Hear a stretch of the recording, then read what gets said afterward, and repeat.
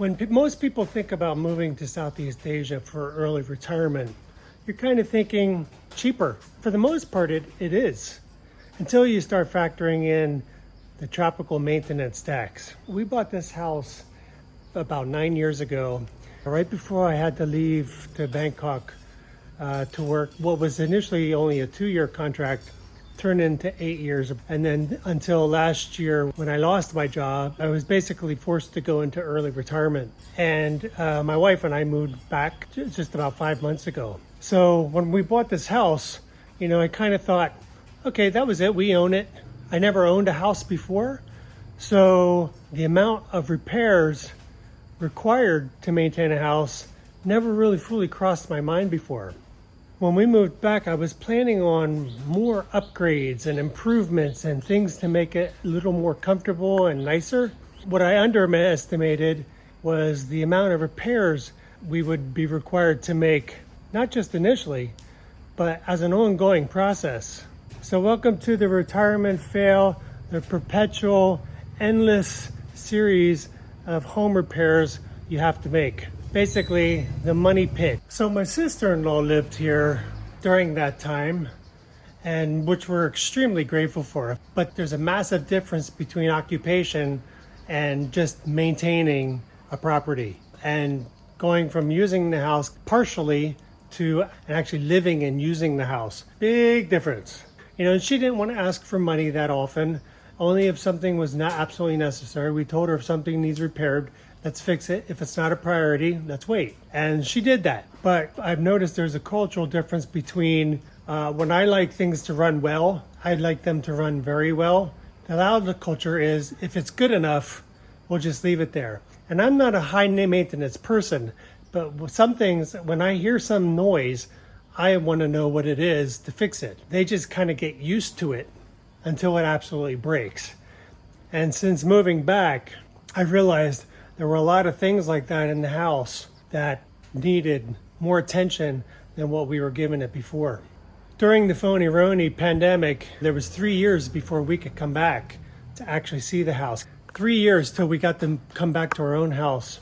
At that time, we didn't even really live in it before. We bought the house and we moved to Bangkok. So we were hardly ever even in the house for very long before we had to leave. But when we came back after 3 years, I had to throw out a lot of things.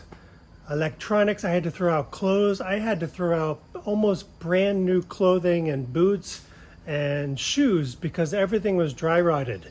Some of them weren't even recognizable anymore. It was quite impressive to see what 3 years in humidity such as this can do to something. Just to compare that to the US, where I can go back and I still have clothing and boots that are 40 years old that I can still wear almost like brand new, but largely due to climate controlled environments. Here, nothing is climate controlled, and the intensity of the heat and humidity is much harsher than living in countries with 4 seasons. There's 2 seasons, hot and hotter. So basically in this climate, if you don't use it, you lose it. The AC unit sat idle for a long time. So the seals dried out and created mold breeding grounds for insects and for bacteria. And it was the same for the 15-year-old plumbing. The caulking cracks in the heat and the PVC aren't very high quality. And then on top of that, we had a nightmare for 2 months where city water failed.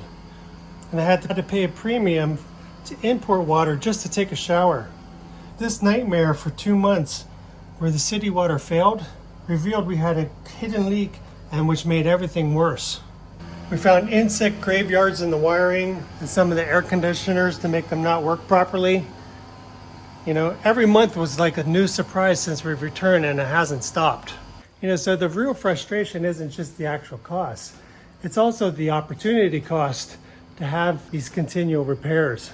More than $1,000 on a new water pump and additional water tank because of the water problems we have here. Recently, since with the water shortage problem, we discovered that the guy who installed the pump the first time, made a mistake, and we had to bring in someone else to repair plumbing and looked for the leak, as well. And then he tried to improve our plumbing with the pump to make it a little more efficient. And now we have this, which I have no idea what is going on here with all of these pipes and dials. The only thing I know is it's working now. When we started using the air conditioner units, when it started getting hot, a couple of them weren't operating properly. It felt more like they were pushing hot air out. And I thought we were going to have to replace at least one of them. But fortunately, we called someone in to come and clean all of them. $100 in having all the air conditioner units cleaned out, removing all the dead insects and lizards and dust and refilling the necessary fluids in made a huge difference. And thank God I didn't have the expense of having to replace an old unit. The other things that were happening in the house after daily use, the doors weren't working. The mosquito screens on the windows started falling off. So these things weren't just getting rusty, they were literally falling off their hinges. Because of these constant repairs, I'm not spending money on the garden or the glass office windows that I really would have liked. So right now we just have these wooden shutters and the house is a bit dark most of the time. Before coming back, I was dreaming of sitting on my porch and looking out to a beautiful garden. But because of all these repairs, I was hoping to have more green, more garden, feel like I'm in more nature than all this dirty concrete. So far with all these repairs, it's seeming like a money pit.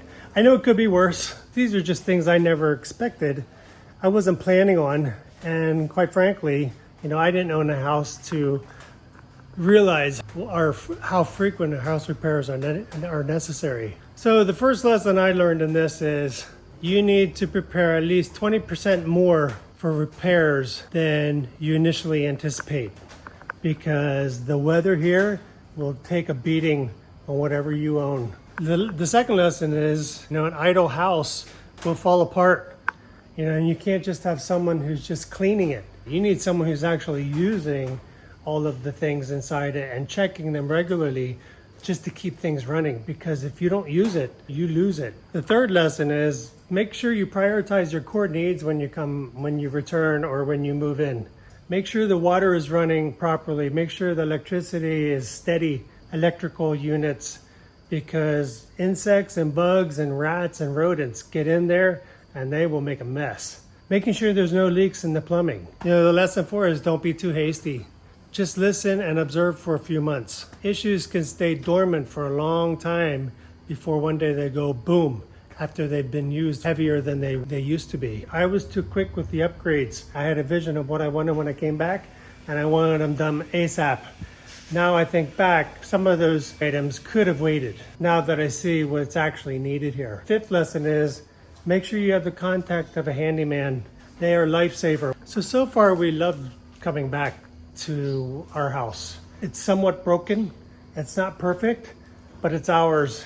So being honest about some of these fails, it's the only way to make a modest retirement budget last. So hopefully you can learn from this headache. If you've experienced anything similar to this, let me know in the comments below. I'd love to hear from you. Give me a like, subscribe if you like, and that's this week's retirement fail, so you don't have to make it.